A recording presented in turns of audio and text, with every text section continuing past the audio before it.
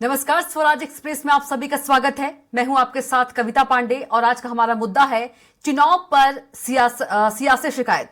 छत्तीसगढ़ में विधानसभा चुनाव के लिए मतदान हो गया है। परिणाम 3 दिसंबर को आना है, लेकिन सियासी घमासान अब भी जारी है। भाजपा निर्वाचन आयोग में शिकायत कर कांग्रेस नेताओं और अधिकारियों पर कार्यवाही की मांग कर रही है। वहीं कांग्रेस इसे स्थानीय भाजपा नेताओं का डर बता रही है, ताकि भाजपा केंद्रीय नेतृत्व के डर से हार का ठिकरा अधिकारियों पर फोड़ना चाहती है, इसलिए झूठे आरोप लगा रहे हैं। देखिए इसी पर खास रिपोर्ट और खास मेहमानों के साथ आगे इसी पर चर्चा करेंगे। मुख्य निर्वाचन पदाधिकारी से बीजेपी ने दुर्ग और बीजापुर के जिला निर्वाचन अधिकारियों की शिकायत की है। शिकायत करने वालों में पाटन से भाजपा प्रत्याशी सांसद विजय बघेल, पूर्व मंत्री महेश गागड़ा, चुनाव समिति प्रमुख विजय मिश्रा, विधि प्रकोष्ठ से ब्रिजेश पांडे, प्रदेश मीडिया प्रभारी अमित चिमनानी शामिल रहे। भाजपा का प्रतिनिधिमंडल पाटन के कांग्रेस प्रत्याशी भूपेश बघेल की उम्मीदवारी रद्द करने की मांग कर रहे हैं। भाजपा ने चुनाव प्रचार थमने के बाद प्रचार करने की शिकायत की है। कांग्रेस नेताओं ने 16 तारीख को भी रैली निकालकर प्रचार किया। कानूनों का उल्लंघन किया गया। बीजापुर के कलेक्टर को भी मतगणना से पृथक करने की मांग की गई। उन पर लगातार कांग्रेस विधायक के संपर्क में रहने का आरोप लगा रहे हैं। बता दें कि भाजपा निर्वाचन आयोग में 300 से अधिक शिकायत कर चुके हैं। निर्वाचन पदाधिकारी से मुलाकात के बाद बीजेपी सांसद विजय बघेल ने बताया कि 15 नवंबर को चुनावी प्रचार थम गया था, लेकिन उसके बाद भी मुख्यमंत्री भूपेश बघेल लोगों के साथ प्रचार करने निकले हुए थे। गाजे बाजे के साथ कांग्रेस प्रत्याशी प्रचार कर रहे थे, जिसकी शिकायत हमने निर्वाचन आयोग में की थी। उसके बाद भी निर्वाचन आयोग की ओर से कोई कार्रवाई नहीं की गई। उन्होंने कहा कि संबंध में निर्वाचन आयोग ने जिला निर्वाचन अधिकारी से जानकारी ली। जिला निर्वाचन अधिकारी ने पूरे मामले से इनकार कर दिया। जिला निर्वाचन अधिकारी का रवैया जांच का विषय है। हमने मामले को लेकर वीडियो के साथ शिकायत दर्ज करवाई है। मामले में कांग्रेस प्रत्याशी भूपेश बघेल की उम्मीदवारी खत्म होना चाहिए। मामले में निर्वाचन आयोग को संज्ञान लेना चाहिए। 15 तारीख को चुनाव थम गया, साइलेंट चुनाव प्रचार चल रहा था, लेकिन 16 तारीख को शाम को पूरे बाजा गाजे के साथ, ढोल धमाके के साथ, नारे बुलवाते हुए उन्होंने अपना प्रचार जारी रखा। और ये उल्लंघन है और ये कानूनी अपराध है, और इस अपराध की सजा या तो उनकी उम्मीदवारी खत्म की जाए और उनको 2 साल का कारावास हो, ये कानूनी धारा कहती है। वहीं बीजेपी के निर्वाचन में शिकायत पर कांग्रेस के प्रदेश प्रवक्ता धनंजय सिंह ठाकुर ने कहा, भाजपा प्रदेश में बुरी तरह से चुनाव हार रही है। प्रदेश की जनता ने मोदी की गारंटी को भी खारिज कर दिया है। लोगों ने कांग्रेस की घोषणा पत्र पर भरोसा किया है। कांग्रेस 75 सीटों के साथ सरकार बना रही है। भाजपा केंद्रीय नेतृत्व के डर से हार का ठिकरा अधिकारियों पर फोड़ना चाहती है, इसलिए झूठे आरोप लगा रहे हैं। भाजपा के पास 13 सीट बचाने का भी संघर्ष है। ऐसे में भाजपा अपने केंद्रीय नेतृत्व के खौफ से, डर से इस प्रकार से अधिकारियों पे आरोप लगाकर हार का ठिकरा अधिकारियों पर फोड़ना चाहते हैं। भाजपा को स्वीकार करना चाहिए कि जनता ने उन्हें खारिज कर दिया है और मुख्यमंत्री भूपेश बघेल जी के चेहरा के आगे भाजपा के पास कोई चेहरा नहीं था। भाजपा सिर्फ बहाना बना रही है। बहरहाल चुनाव का परिणाम 3 दिसंबर को आएगा, लेकिन इसके पहले शिकायतों और आरोप प्रत्यारोप का दौर जारी है। अब देखना होगा इन शिकायतों का निर्वाचन आयोग पर कितना असर पड़ता है। स्वराज एक्सप्रेस के लिए रायपुर से दिलीप साहू की तो रिपोर्ट देखिए आपने, और इसी पर खास मेहमानों के साथ हम चर्चा करेंगे। कांग्रेस प्रवक्ता सुरेंद्र वर्मा जी हमारे साथ मौजूद है, बीजेपी से बीजेपी प्रवक्ता केएस चौहान जी मौजूद हैं, और वरिष्ठ पत्रकार पीसी रथ जी हमारे साथ मौजूद है। आप तीनों का चर्चा में बहुत स्वागत है। सबसे पहले सुरेंद्र वर्मा जी के पास चलेंगे। सुरेंद्र वर्मा जी, सांसद विजय बघेल सहित और भी बीजेपी के बड़े नेता हैं, उन्होंने शिकायत की है मुख्य निर्वाचन अधिकारी से। उनका कहना है कि चुनाव का प्रचार थम जाने के बाद भी सीएम भूपेश बघेल ने 16 तारीख को प्रचार किया है। उनकी उम्मीदवारी खत्म कर दी जाए और 2 साल की कारावास की सजा की मांग की है।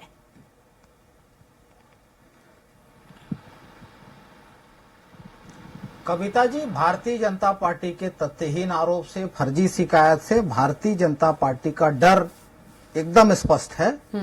आज जो तथ्यहीन शिकायत ये लेके गए, 2 प्रत्याशी हैं भाजपा के, एक बीजापुर के हैं महेश गागड़ा जी, जहां पर 7 तारीख को मतदान था, 5 तारीख को प्रचार बंद हो चुका था। आज लगभग 20 दिन बीत रहे हैं, तब उनको होश आ रहा है। विजय बघेल जी पहले भाजपा के प्रदेश अध्यक्ष बनना चाहते थे, केंद्रीय मंत्री बनना चाहते थे तब बनाया नहीं, बलि का बकरा बना दिया। ये फर्जी दावे भारतीय जनता पार्टी के कि पाटन सीट में ऐसा माहौल है वैसा माहौल है, अपनी बी टीम को भेजे, अमित जोगी को वहां से जेसीसी से चुनाव लड़ाया, उसको फंडिंग किए। इनके सारे षड्यंत्र जो है वो नाकाम हो चुके हैं। भाजपा के जितने भी केंद्रीय मंत्री आए, ये किस बात की, हमने तो शिकायत किया था निर्वाचन में। देखिए, जो सांप्रदायिक माहौल को बिगाड़ने के लिए भारतीय जनता पार्टी के शीर्ष नेतृत्व, केंद्रीय गृह मंत्री अमित शाह ने जिस तरह से बयान दिए सार्वजनिक मंचों से, हमने शिकायत की थी। बताएं, 48 घंटे के भीतर नोटिस जारी करना होता है, कितने बार जारी हुआ है अमित शाह को? और भारतीय जनता पार्टी के नेता फर्जी शिकायत करने के बजाय, लेकिन वो तो कह रहे हैं कि वीडियो है, वीडियो के साथ शिकायत की थी हमने। सुरेंद्र जी, वीडियो है 48 घंटा पहले, वीडियो है 16 नवंबर की, फर्जी गाजे बाजे के साथ, नारे के साथ। फर्जीवाड़े में भाजपा का आईटी सेल, भाजपा का आईटी सेल, कविता जी, भाजपा का आईटी सेल इन कामों में माहिर है। रमन सिंह को भी मैनिपुलेटेड मीडिया, लेकिन बीजेपी तो कह रही है कि जिला निर्वाचन अधिकारी का जो रवैया है वो जांच का विषय है।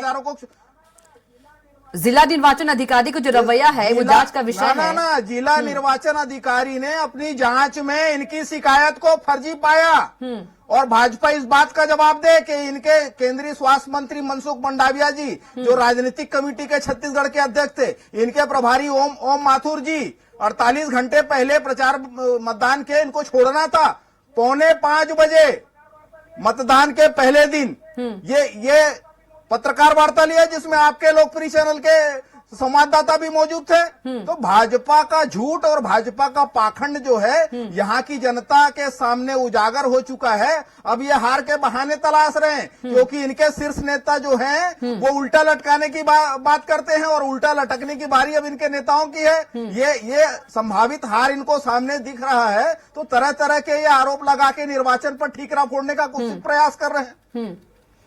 ठीक है, केएस चौहान जी फर्जी वीडियो बता रहे हैं और कह रहे हैं कि हार जो है सामने दिख रहा है, इसे ठिकरा जो है अधिकारियों पर बीजेपी फोड़ रही है। कविता जी, संविधान से बढ़ के कोई नहीं है, कानून से बढ़ के कोई नहीं है, और कानून के हिसाब से ही सभी प्रत्याशियों को सब चीजें करनी चाहिए। और टेक्नोलॉजी जो है वो झूठ नहीं बोलती है। टेक्नोलॉजी, आज आप एफबी लाइव करेंगे तो क्या वो पिछला वीडियो दिखाएगी आपको? आज आप किसी लोकेशन में जाके अगर वीडियो या फोटो भेजते हैं तो क्या वो उस समय की टेक्नोलॉजी में, मतलब ये बताया जाएगा कि पुरानी फोटो है या दूसरी फोटो है? जी नहीं। लाइव एफबी किया गया है, वीडियो लिया गया है, लाइव फुटेज भेजा गया है। मेरे को सिर्फ आप ये बता दीजिए कि 16 तारीख को ऐसी रैली निकालना क्या उल्लंघन था या नहीं था? पहला क्वेश्चन। दूसरी क्वेश्चन, क्या आपने रैली निकाली कि नहीं निकाली जिसके लाइव फुटेज? मना कर रहे हैं सुरेंद्र वर्मा जी, मना कर रहे हैं। ये नहीं, अरे तो लाइव वो तो मना करेंगे ही ना। वो तो एक दल के साथ बंधे हुए हैं, वो तो मना करेंगे ही करेंगे। लेकिन आप लाइव फुटेज को कैसे दोहरा दोगे, कैसे झुटला दोगे? और इस चीज का ये रुक जाइए, कुछ बोल रहे सुरेंद्र वर्मा जी, शायद आप किसी बात पे सुन लेते हैं उनकी एक लाइन में जवाब। जी सुरेंद्र जी, कविता, हाँ, कुछ बोल रहे हैं सुरेंद्र जी, बोलिए बोलिए। सुरेंद्र जी कहिए, कुछ कह रहे हैं आप। कविता जी, पूरी जिम्मेदारी से आपके लोकप्रिय चैनल में कह रहा हूं, जब प्रचार थमने के बाद 15 तारीख को शाम को 5 बजे प्रचार थम गया था, प्रत्येक प्रत्याशी का ये संवैधानिक अधिकार है, ये निर्वाचन के नियमावली में है कि वो डोर टू डोर वोट की अपील कर सकते हैं, और वही काम हमारे मुखिया भूपेश बघेल जी ने किया। और लोकप्रिय मुख्यमंत्री है, उनके साथ सुरक्षा बल के लोग होते हैं, उनके कार्यकर्ता होते हैं, वो साथ में चले, तो इस बात में आपत्ति क्यों? बिल्कुल, एक दिन का समय होता है। ठीक है, रमन सिंह अपने निर्वाचन क्षेत्र में नहीं घूमे थे क्या? ठीक है सुरेंद्र, भाजपा के तमाम, ठीक है सुरेंद्र, केएस चौहान जी, एक दिन का समय होता है घर घर जाकर। जी, अभी इसी डिबेट में वो बोल रहे थे कि नहीं ये फर्जी वीडियो है, अभी कैसे बोल रहे हैं? दूसरी बात ये है, वो तो स्वीकार रहे, घर घर जाकर किया है। जी, निश्चित तौर पर जो बदनाम करने के लिए इरादतन षड्यंत्र पूर्वक जो इनका चरित्र है। ठीक है वर्मा जी, ठीक है वर्मा जी, सुन लेते हैं वर्मा जी, सुरेंद्र वर्मा जी सुन लेते हैं, सुरेंद्र वर्मा जी सुन लेते हैं, इत्मीनान से सुन लीजिए। चिल्लाने से कुछ नहीं होगा। देखिए, ठीक है, मैंने नहीं कहा कि वो वीडियो भूपेश बघेल जी के भूपेश बघेल ये गलत कोट करेंगे तो मैं केएस चौहान जी, संविधान से ऊपर तो सुरेंद्र वर्मा जी, सुरेंद्र वर्मा जी सुन लीजिए। क्या संविधान से ऊपर है? सुरेंद्र वर्मा जी सुन लीजिए। फैलाने का प्रयास नहीं सुरेंद्र वर्मा जी किया। सुन लीजिए। हेमंत बिस्वा शर्मा ने गंदगी फैलाई क्या? सुरेंद्र वर्मा जी, संविधान है। सुरेंद्र वर्मा जी सुन लीजिए। अब केएस चौहान जी कंटिन्यू हो जाइए आप। उन्होंने बताया सुरेंद्र वर्मा जी, एक लाइन का समय मैंने दिया था आपको बोलने का, प्लीज रिक्वेस्ट है। केएस चौहान जी ठीक है, बोलिए। कविता जी, चिल्लाने से कुछ नहीं होता है। ठीक है, आप अपनी बात रखिए, ठीक है।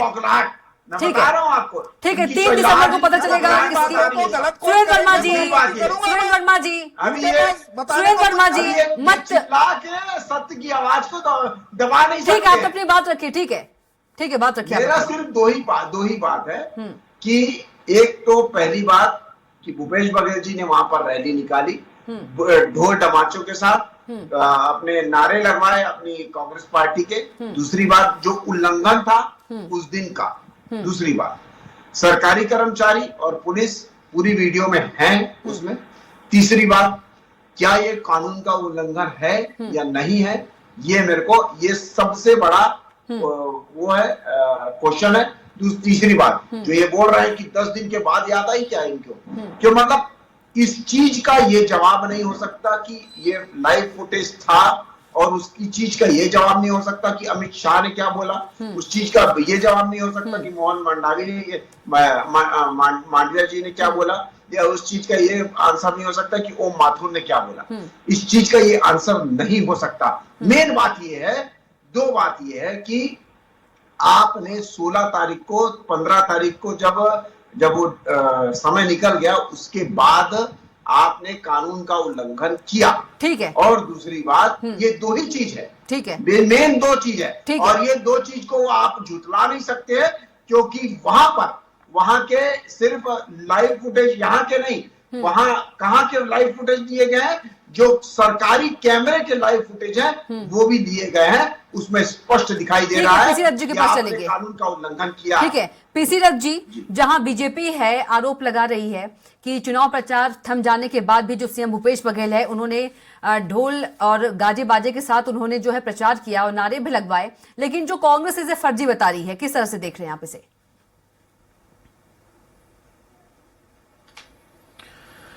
जी, निश्चित रूप से टेक्नोलॉजी जिस तरह से अब आ चुकी है और जिस तरह से मीडिया का इस्तेमाल होता है, उसमें इस तरह की बहुत सारी चीजें जो ट्रेडिशनली चुनाव आयोग के नियम कानून है उसका हमको उल्लंघन करते हुए प्रतीत होते हैं। जैसे कि एक एग्जांपल देना चाहूंगा कि छत्तीसगढ़ में चुनाव का प्रचार खत्म हो जाने के बाद भी जो है टीवी पे बड़े नेताओं के भाषण और लगातार जनसभाओं का प्रसारण किया जाता है। बहुत सारे चैनलों पे उसका प्रसारण होता है और ये एक तरह की पेड न्यूज होती है। और वो जिन राज्यों में चुनाव होने का घोषणा होती, आचार संहिता लगी रहती है, चुनाव प्रचार बंद रहता है, वहां पर उसका प्रसारण धड़ल्ले से चलता है। तो ये चीजें चुनाव आयोग अभी तक अपने संज्ञान में नहीं ला पाया है कि जो चैनल हैं वो उनका प्रसारण उन इलाकों में न करें, और ऐसी कोई व्यवस्था नहीं बन पाई है। तो ये बिल्कुल उसी तरह का है कि कोई बड़ा नेता है, अगर कहीं जा रहा है तो उसके साथ का लाव लश्कर अपने आप में एक पूरी बड़ी सभा की तरह प्रतीत होता है, लेकिन वो अगर उसका केवल जनसंपर्क है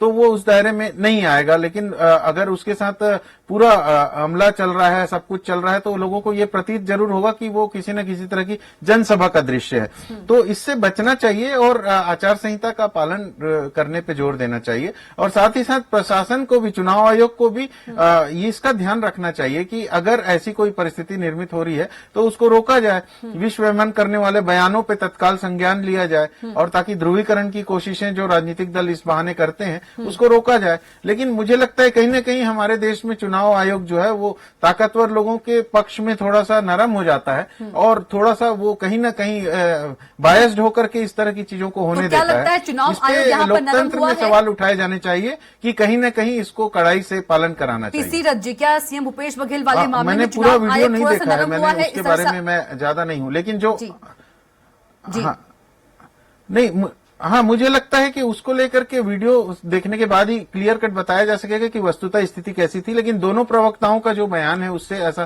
प्रतीत होता है कि शायद ऐसी कोई स्थिति रही होगी जिसमें भारी भीड़ उनके साथ नजर आई होगी, जो कि उस दिन चूंकि चुनाव दूसरे दिन होने थे तो एक दिन के अंतराल में ऐसी भीड़ नहीं होनी चाहिए थी, लेकिन जब तक कि उसको देखेंगे नहीं तब तक के पक्का कहना मुश्किल है। एक दूसरी बात यह भी है कि चुनाव होने के बाद जो है, अब चूंकि मतदान तक के और सारी चीजों को लेकर के कोई और बातें शायद नहीं है, इसलिए इन मुद्दों को जीवित रखने की कोशिश की जा रही है। शिकवा शिकायतों के माध्यम से शायद ये चीजें जो है मतगणना के समय तक के किसी तरह से राजनीतिक दल अपने आप को चर्चा में बनाए रखने के लिए इस तरह की बातें कर रहे हैं, ये भी हो सकता है। क्योंकि तथ्य अगर होता तो जिला निर्वाचन अधिकारी जरूर कारगर कार्रवाई करते या अपना कुछ न कुछ उस पर उनका कमेंट आ जाता, लेकिन चूंकि वैसी कोई चीजें दिख नहीं रही है, इसलिए ये मुझे ये भी लगता है कि ये सिर्फ जनचर्चा में बने रहने के लिए, मीडिया स्पेस हासिल करने के लिए कवायद तो नहीं है कहीं, ये भी बात हो सकती है। ठीक जी है कविता जी। जी सुरेंद्र वर्मा जी, बीजेपी जो है बीजापुर के कलेक्टर को भी मतगणना से पृथक करने की मांग की है।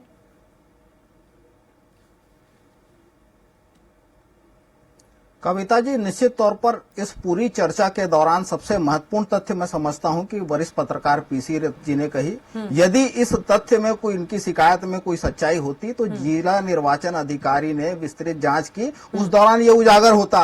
असलियत यही है कि भारतीय जनता पार्टी के नेता कूट रचित दस्तावेज तैयार करना और फर्जी एडिटेड वीडियो को प्रसारित करने में इनकी महारत है। इनका आईटी सेल और इनके ट्रोल आर्मी के फर्जी जो वॉलेंटियर्स हैं, उनका काम ही यही है रात दिन का। और जिस प्रकार से चुनाव को प्रभावित करने का कुत्सित प्रयास देश के प्रधानमंत्री जैसे, वो केवल भाजपा के नेता नहीं है, वो संवैधानिक पद पर बैठे हैं, कभी वो पूजा की मुद्रा में आ जाते हैं, कभी गुफा में बढ़ जाते हैं वोटिंग के दौरान, तो ये क्या वोट को प्रभावित करने का कुत्सित प्रयास नहीं है? तो भारतीय जनता पार्टी, मैं आपको उदाहरण देता हूं, नाम सहित बताता हूं, जिस तरह से पाली तानाखार के भारतीय जनता पार्टी के प्रत्याशी जिस गाड़ी में मतदान के एक दिन पहले पकड़े गए 11.5 लाख नकदी के साथ, तो उस पर क्या कार्रवाई हुई बताए? और पंडरिया के इनके प्रत्याशी नकदी बांटते, कितने फुटेज वीडियो के सारे चैनलों में चला है। सुरेंद्र वर्मा जी, पहले भी कहा, क्या इस देश में 2 कानून है, 2 संविधान है? सुरेंद्र वर्मा जी, लेकिन सांसद विजय बघेल ने जिला निर्वाचन अधिकारी को ही जांच के घेरे में खड़ा कर दिया है, क्योंकि उन्होंने इस बात से इनकार कर दिया। तो क्योंकि ये अपने नकारेपन का इनको अवसर मिला था, छत्तीसगढ़ के मुद्दों को लोकसभा में रखते हैं, देश के सामने रखते हैं। 70,000 से ज्यादा ट्रेनें कैंसिल हो गई छत्तीसगढ़ से गुजरने वाली, जिस तरह से उसना अरबा का रंगा लगाया गया, जिस तरह से केंद्रीय पुल में चावल की खरीदी में कटौती की गई, तो ये सांसद के तौर पर पूरी तरह से नाकाम रहे। केवल विजय बघेल नहीं, 9 सांसद हैं भाजपा के, तो ये जवाबदेही से बचने के लिए ये बहानेबाजी खोज रहे हैं। अभी तक तो ये आरोप नहीं लगा था, तो ये हार इनकी निश्चित है और बड़ी लंबे अंतराल से ये हारने वाले हैं। तो अब ये पटकथा लिख रहे हैं, ठीकरा निर्वाचन आयोग पर फोड़ने का ये षड्यंत्र रच रहे हैं। असलियत यही है, भारतीय जनता पार्टी जैसे जैसे मतगणना करीब आ रही है, पहले तो फर्जी दावे किए कि इस बार जीत रहे हैं, ये हो रहा है, वो हो रहा है, लेकिन असलियत जो है इनके सामने भी है। कलई खुलने से अपने निकम्मेपन का जो आरोप है वो ठीकरा है, वो निर्वाचन पर फोड़ रहे हैं। 5 साल अवसर था भाजपाइयों के पास कि विपक्ष का धर्म निभाते, असल मुद्दों पर चुनाव लड़ते, लेकिन ये केवल और केवल, कविता जी, पूरा चुनाव अभियान आप देखेंगे कि भाजपा नकारात्मक मुद्दों को लेकर ही आए।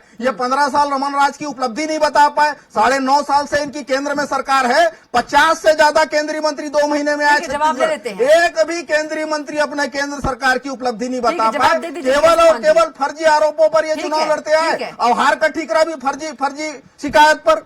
ठीक है, के.एस. चौहान जी।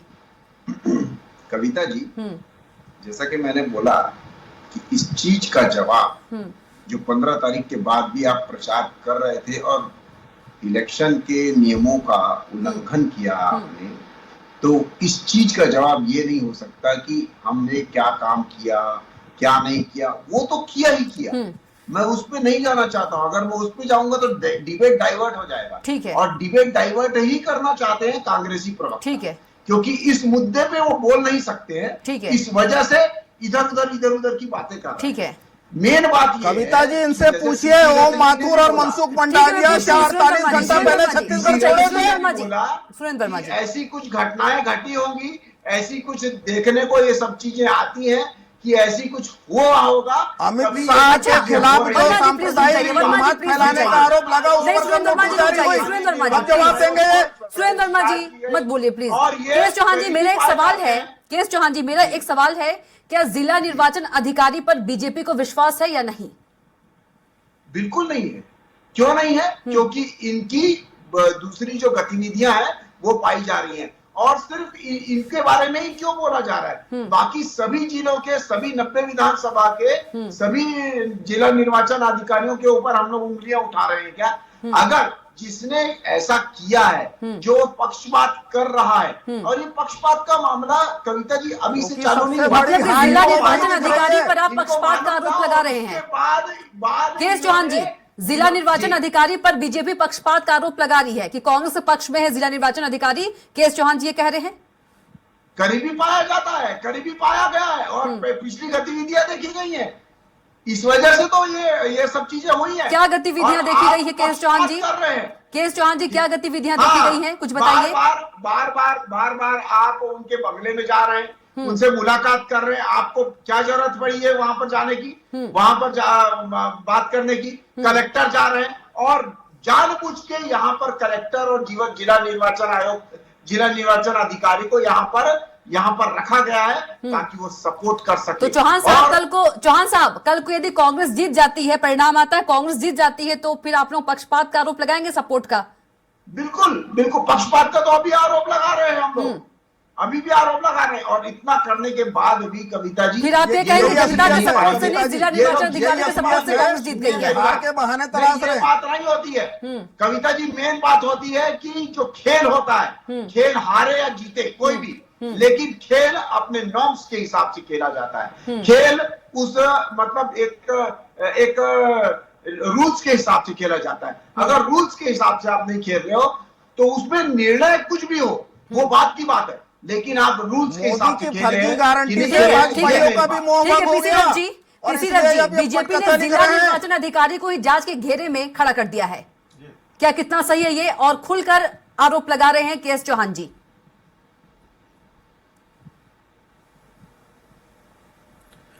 जी, बीजेपी का ऐसा करना जो है वो जब उसके उम्मीदवार जो हैं वो शिकायत लेकर के पहुंचे और जिला निर्वाचन अधिकारी के पास शिकायतों का उनका शायद समाधान ना हुआ हो तो राज्य निर्वाचन अधिकारी के पास वो पहुंचे हैं। तो ये देखा जाएगा कि राज्य निर्वाचन अधिकारी जांच कर करके उन चीजों को क्लियर करें, क्योंकि मशीनरी जो है, प्रशासनिक मशीनरी के पास पूरी क्षमता है और इन सब चीजों को वो पूरी तरह से देख सकते हैं। उनके पास अधिकार भी है, उनके पास सोर्स भी है, उनके पास टीम भी है, क्योंकि चुनाव आयोग के जिम्मे ही है 3 तारीख तक के रिजल्ट आते तक के तो पूरी तरह से सरकार जो है वो चुनाव आयोग ही चला रहा है। तो जिला जो राज्य स्तर के अधिकारी हैं वो जांच करके तुरंत उसको दूध का दूध और पानी का पानी कर सकते हैं, और निश्चित रूप से ऐसी स्थिति में जांच उनको जल्दी से जल्दी करनी चाहिए अगर ऐसी कोई शिकायत आई है तो। और लेकिन ये भी बात है कि अगर ऐसी कोई शिकायत है, हमने पिछले कई चुनाव देखे हैं कि इसमें जो कोर्ट में जो मामले शिकायत के बाद चुनाव के बाद जाते हैं, इस तरह से अनुपातहीन संसाधनों का इस्तेमाल करना, वो 8-8, 10-10 साल तक चलते रहते हैं। एक टर्म चुनाव का पूरा हो जाता है, उसके बाद भी वो मुकदमे चलते रहते हैं। तो अगर मुख्य निर्वाचन अधिकारी उसका तत्काल जांच करके अपने स्तर पर कोई निर्णय ले सकते हैं तो उनको लेना चाहिए, ताकि इस तरह से चीजों में आधार है या आधारहीन आरोप वो क्लियर किया जा सके, और किसी भी आधारहीन आरोप का फायदा दोनों दलों में से किसी को ना मिले, इसलिए भी सुनिश्चित किया जाए। क्योंकि एक ये भी है कि अगर हार हो जाती है तो उसको बहाना बना करके आगे किया जाएगा कि भाई इस तरह से हमको इन कारणों से हारना पड़ा, जबकि जनता तो हमको वोट देने को तैयार थी या जनता ने वोट दिया था करके। लेकिन असली बात है कि 3 तारीख को किसके पक्ष में परिणाम आता है और कौन सरकार बनाने के लिए सामने मैदान में आता है, वो सबसे महत्वपूर्ण है। जी, बिल्कुल, और सभी को इंतजार बाकी है। सारी चीजें आरोप प्रत्यारोप तो चलते ही रहेंगे, लोकतंत्र है, इसमें सभी को अधिकार है अपनी बातें रखने का। सुरेंद्र वर्मा जी, केएस चौहान जी कविता कह रहे थे, मैंने अभी उनसे बोला कि यदि कांग्रेस सरकार बनती है तो क्या सपोर्ट का फिर आप लोग आरोप लगाएंगे? इस बात पे बिल्कुल केएस चौहान जी ने सहमति जताई है। छोटा जवाब, फिर लास्ट कमेंट केएस चौहान जी के पास चलेंगे। निश्चित तौर पर आऊंगे आपके पास कविता चौहान जी, साहब, इनके पास पहले ले विकल्प लेते हैं नहीं जवाब है, इनको वर्मा शीर्ष जी से। नेतृत्व को जवाब देना है और संभावित हार निश्चित दिख रही है। भारतीय जनता पार्टी पूरे चुनाव अभियान में केवल और केवल षड्यंत्रों के आधार पर ही चुनी हुई सरकार को बदनाम करने का कुत्सित प्रयास करते रहे और अब ये हार भी सामने दिख रही है। मोदी जी की फर्जी गारंटी पर तो भाजपाइयों को ही भरोसा नहीं रहा। आशीष तिवारी का भाजपा के मंडल अध्यक्ष हैं युवा मोर्चा के बिलासपुर के, आपने भी कविता जी सुना होगा कि जिस तरह से जो फर्जी वाड़े किए गए 15-15 लाख के नाम पर हर खाते में भेजने का, 100 दिन में महंगाई कम करने का वादा था, जिस तरह से हर साल 2 करोड़ रोजगार देने का वादा था, उस तरह से महिलाओं को ठगने के लिए योजना ले आए। जो योजना लागू ही नहीं है उसका घर घर जाके फॉर्म भरवा रहे थे। पहले चरण के जो चुनाव हुए थे 20 सीट में फॉर्म भरवाए क्या? तो ये फर्जीवाड़ा कर रहे थे और अब हार संभावित दिख रही है तो फिर नया षड्यंत्र लेके आ गए चुनाव आयोग को बदनाम करने के लिए। रुक जाइए, लास्ट कमेंट केएस चौहान जी से जल्दी से। चौहान साहब, मुद्दे पे सिर्फ बात करेंगे हम लोग, ठीक है? कविता जी, कुमारी शैलजा जी और दीपक बैज जी 1-to-1 करते हैं और उनके वीडियो वायरल होते हैं, उसमें घबराहट उनकी सरेआम दिख रही है। और फर्स्ट देखिए केएस चौहान जी, जब कोई परीक्षा देता है तो घबराहट में हर कोई रहता है। सुनिए पहले चुनाव वैशाली नगर के भाजपा प्रत्याशी ने अमित शाह को पैसा देने के बाद वीडियो में कबूल की, सारे चैनलों में चला वो।